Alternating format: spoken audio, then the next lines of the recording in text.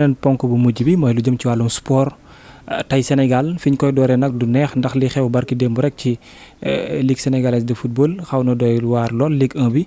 gis benn équipe bu déplacé wu dem feneen xeex di fa am ba ñu mettre kaw benn entraîneur loolee doy na waar ba yegg ci lool. waaw ñun démb la ñu def réunion comité exécutif. may porte-parole fédération.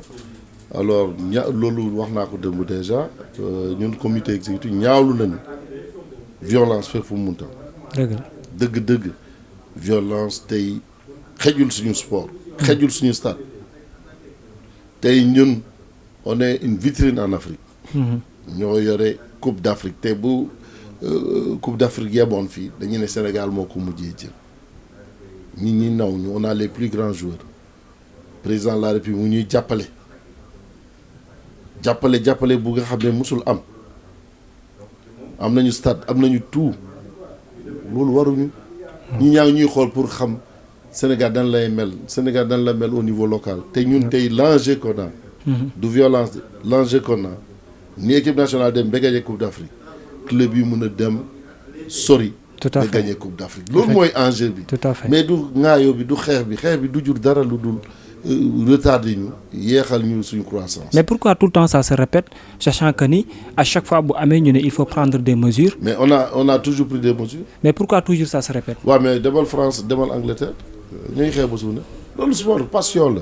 c'est-à-dire ñun duñ ko encourager dañ ko jaawlu dañuy sanctionner. dañuy jël sanction yëpp yu ñu mel. gis nga chaque jour boo doon lire suñu PV di nga gis ay entraîneurs ñu infliger des amendes ñu suspendre yooyu yëpp day am bés bu ne. C'est-à-dire c'est des sanctions qui ne sont pas partagées ngeen xam ko. Mais chaque fois les PV d'hier ça seulement on sanctionné des entraîneurs des joueurs tout ça avec des amendes. dañ koy def mais passion bi mooy tax te léegi ñu ngi vers les dernières journées. Les gens sont passionnés mais moo tax ñu wootee à l'esprit fair play. Parce que football daf ñu war a boole. Donc esprit fair play esprit olympique.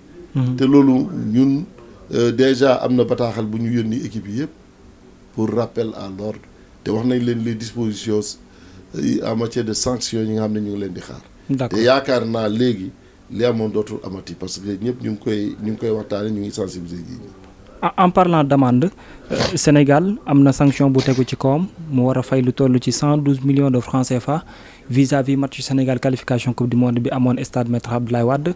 Sanction bi ni mel moom yéen da ngeen a deful ay jéego wala nu mu defee ba lépp ñëw ne kët seen bopp loolu bi mu amee ñun Sénégal yi bëri dañu ne bon amoon na Égypte ñoom dañu fayu wala lii wala sanction Égypte faible na sanction Nigéria faible na par rapport au Sénégal. Mais ñun y a deux niveaux yi nga xam ne ñi war nañ ko comprendre. D'accord. Ñun on nous a fait 6 chefs d'inculpation. D'accord. xam nga loolu mooy problème envahissement de terrain par exemple. On te dit dans l'envahissement du terrain s'il y a 3 corps différents waxuma la 3 nit même bu dee 3 nit yi nga xam ne bokkuñu corps yi rek ci terrain rek c'est un envahissement te gis nga keroog match bi y a eu envahissement. ñu ne boobu bokk na ci.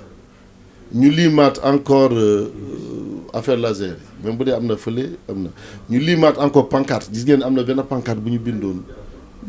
contre Égypte yooyu mel noonu. la ñuy def ba 6. te bu ci nekk am na lu mu war a toll ci comme amende. D'accord boo boolee lépp mu jox la 112 millions ak sanction kii même ñun lu ñu laaj. pour le moment. mooy ñu jox on a fait une demande de la décision motivée. D'accord mooy dañuy wax yel motivation concrète te loolu fii ba weer sax ñu ngi ci biir tant que jotuñu ko mënuñu def jéego beneen bu ci topp. D'accord mais li may ñaan mooy. ak lu ñu ñaan mooy c'est vrai que keroog ñëpp ñu ngi rafetlu mobilisation bi taxawaay bi parce que boobu taxawaay. ak mobilisation bokk na ci li tax ñu gañe mais nañu moytu yu mel noonu parce que stade bu bees la ñu am bon comme ñoom bu ñuy sanctionner dañuy sanctionner seen doole la ñu am. ñun nañu moytu yu mel noonu ñu continuer parce que li ñuy wax ci club yi tamit esprit fair play boobu nañu continuer noonu di wéy di engager di supporter. te xam naa ne sénégalais yi Égypte dañ ko xiifoon moo tax parce que daje final dajewaat. mu gagné ñu fële war koo gagné fii moo tax quoi mais ñun comprendre nañu ni du attitude Sénégal mosul mel noonu. te ñu ngi ñaax ñi ñu continuer ci ñu yàgg a mel di supporter parce que dañu gëm football bi te parce que tamit tey suñu taxawaay Afrique moo ñu ko may. d'accord taxawaay boobu aussi ñu ngi ciy waajal am na yeneen jongante yu war a ñëw Sénégal également war a dem coupe du monde taxawaay bi lan la tey. alors pour coupe du monde bi xam nga ñu ngi uti match amicaux. waaw ñu ngi koy waajal parce que d'abord balaa match amicaux yi le 4 juin dañuy jouer contre Bénin. te di rappeler nii te même boo amoon huis clos ça n'intéresse pas les matchs yu CAF c'est match FIFA. d'accord. du CAF yi même bu doon tey sanctionnement yi foofu ça ne concerne pas les matchs de la CAF. d'accord alors le 4 juin dañuy dajee fii ak Bénin. defe naa Gambie sax bu bés boobu lay dajee ak Soudan du Sud à Thiès. Thiès la koy joué. Thiès la koy joué. alors donc ñun boobu bu ñu si paree normalement am na date FIFA. donc ñu ngi taxaw ci loolu pour que ñu am benn match Europe wala. ñu ngi doon dégg ne Brésil. waaw mais ñu ngi siy dox parce que moo tax ñëpp ñi nga xam ne ñu ngi siy taxaw bu rafet te xam naa ne mardi amaat nañu réunion bi nga xam ne dañuy gën a xoolaat nan la parce que am na ay missions yu ñu yónni pour loolu.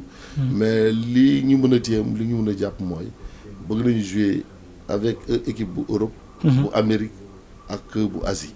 d'accord. pour que parce que am nañu même match amical ci avec Iran. nga xam ne mais du léegi mais ñi am léegi ñi nekk di uti léegi avant Iran parce que Iran moo gën a jege Qatar. yi bëgg am léegi nii mooy match avec une équipe d'Amérique du Sud. avec une équipe européenne parce que Iran bi moom déjà di fàttali nii tamit on est qualifié en Coupe d'Afrique football féminin gars yi duñ ci wax lu bëri. te c'est bientôt c'est le 3 juillet. le 3 juillet au Maroc.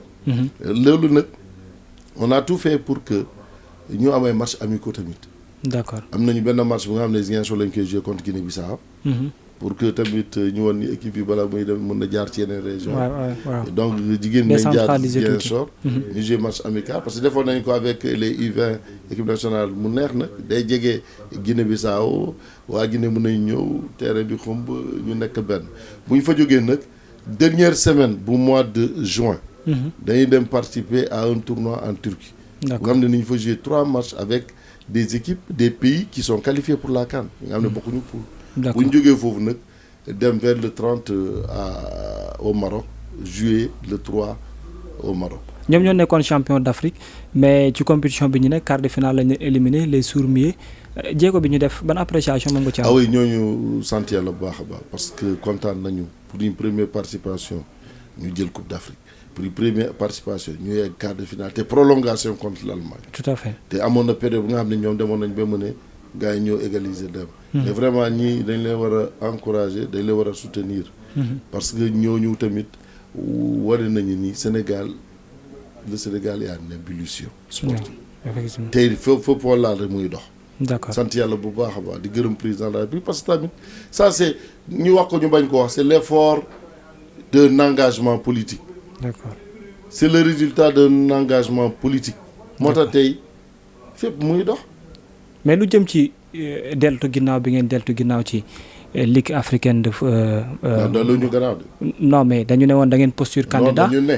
mais léegi gis nañu ne. final bi du mën a amee fii. wala nag waaw parce que yooyu booy postuler am na critères yu bëri tey par exemple tey. Sénégal fait partie des rares pays yi nga xam ne répondre na critères yi parce que bu la ñuy choisir. pays y a des critères tey Sénégal bokk na ci. d'accord te dinañ leen bett dina am budul bii dina am beneen bu ñuy jouer fii. dinañ leen bett bu jotee dinañ leen ko wax. boobu ban la war a doon Sénégal super coupe mën nañ ko jouer fii super coupe africaine. waaw mën nañ ko jouer fii. donc aujourd'hui tey Maroc ak Sénégal ñoo laajoon mais keneen bu jëlee keneen kii mën na jël mais gars yi dañuy teel a wax boo waxee rek ñu ne non ils ont abandonné en cours de route. mais yéen waa fédération nit ñi lu ne lañ leen di yàq nee nañ lu ngeen di xaar ci am boutique ba léegi. boutique fu ñu mën a jaayee maillot bas. t-shirt équipe nationale bu Sénégal te toujours yi ñaa ngi def demande mais toujours y a rien. non xam nga waxtaan nañ si. je sais que am nañu commission marketing bu taxaw pour liggéey ci loolu. xam nga booy def yooyu yow doo nekk yow kenn yow da ngay am volonté bi. mais y a l'équipement ci piment. d'accord dañuy liggéey ak moom te tey. équipe nationale au niveau africain. am nañu étoile. tey même bu ñu ubbi woon tey du ma la jaay maillot bu amul étoile. c'est vrai ñu ngi si boobu. ci loolu la ñu tax te ñaan nañu yàlla bala ñuy commencé yu match africain yi. que maillot étoile bi génn. pour que sénégalais yi mun a dem vraiment kii parce que on a des projets.